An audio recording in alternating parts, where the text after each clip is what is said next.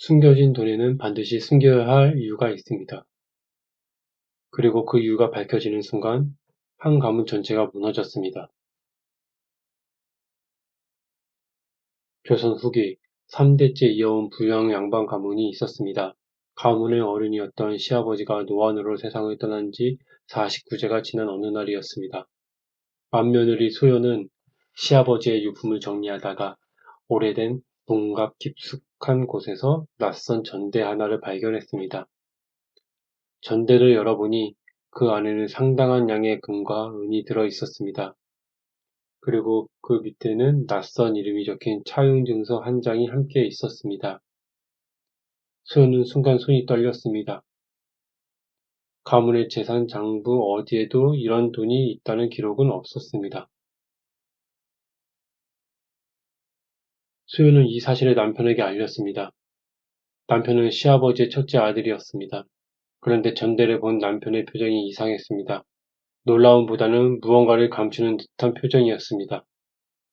아버님께서 남기신 사사로운 재물이겠지. 그냥 우리가 조용히 처리하면 될 일이오. 수연은 이상함을 느꼈습니다.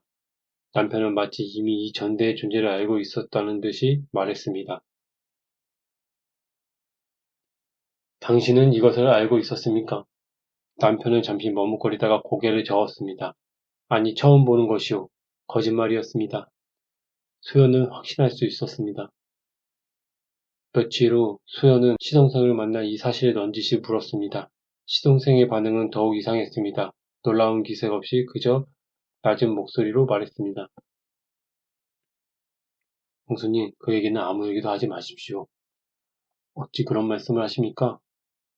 시동생은 주변을 살피더니 목소리를 낮췄습니다. 아버님께서 누군가에게 협박을 받고 계셨습니다. 소연은 충격에 휩싸였습니다. 시동생의 말에 따르면 시아버지는 돌아가시기 반년 전부터 이상한 행동을 보이기 시작했다고 했습니다. 갑자기 재물을 조금씩 빼돌리기 시작했고 밤마다 누군가와 은밀히 만나는 일이 잦아졌다는 것이었습니다. 저는 우연히 아버님께서 어떤 자와 다투시는 것을 들었습니다. 그 자가 이렇게 말했습니다. 더 늦기 전에 마련하시오. 그렇지 않으면 모두 밝히겠소. 밝히다니 무엇을 밝힌다는 말입니까? 수성생은 고개를 저었습니다. 저도 그 이상은 알지 못합니다. 소연은 차용증에 적힌 이름을 다시 확인했습니다.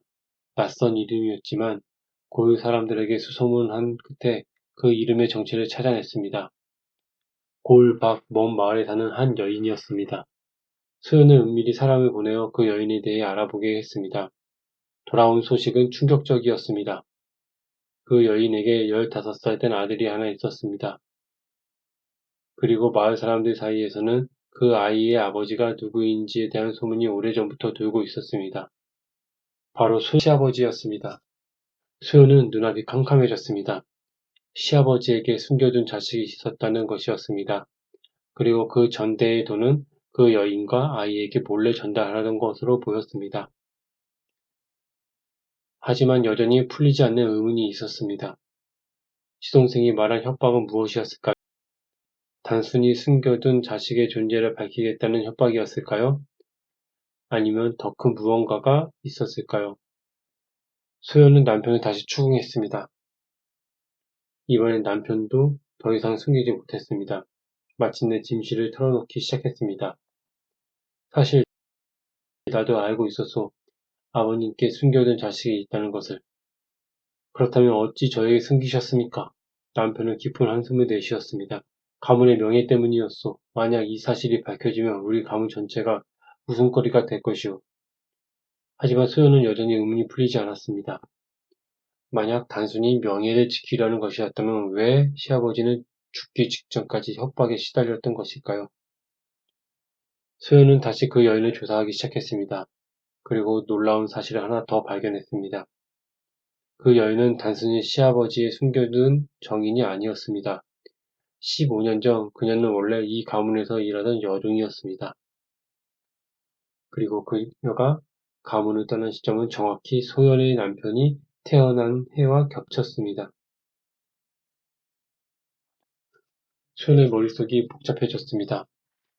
만약 그 여종이 원래 이 가문의 사람이었다면 그 아이가 정말 시아버지 자식이 맞는 것일까요?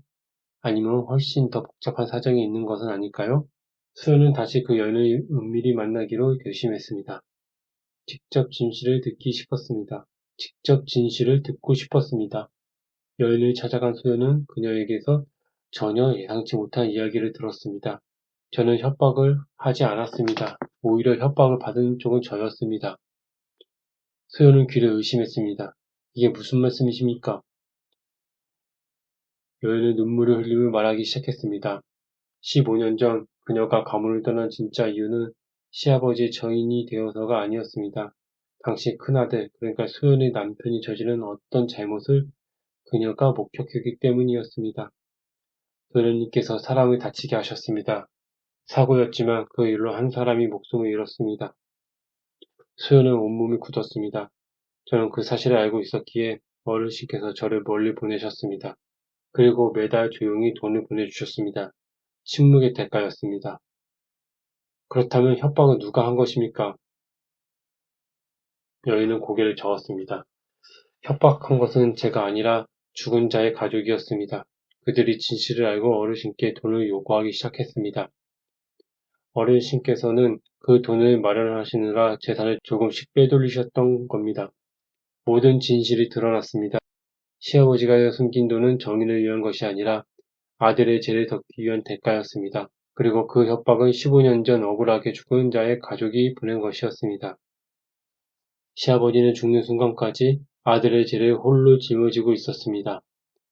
소연은 남편을 바라보았습니다. 그녀가 믿고 의지했던 남편의 얼굴이 이제는 낯설게 느껴졌습니다. 소연은 이 사실을 관아에 알려야 할지 오랫동안 고민했습니다.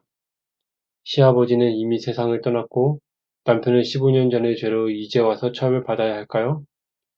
하지만 억울하게 죽은 자의 가족을 생각하면 침묵할 수도 없었습니다. 소연은 결국 그 진실을 세상에 알리기로 결심했습니다. 가문의 명예보다 진실이 더 무거웠습니다. 숨겨진 돈이 드러나던 날, 한 가문의 오래된 비밀도 함께 드러났습니다. 죽은 자는 말이 없었지만 그 침묵은 결국 진실을 향해 걸어갔습니다. 다음 이야기에서는 10번째 파일을 열겠습니다. 다크 아카이브는 계속됩니다. 구독과 알림 설정 잊지 마세요.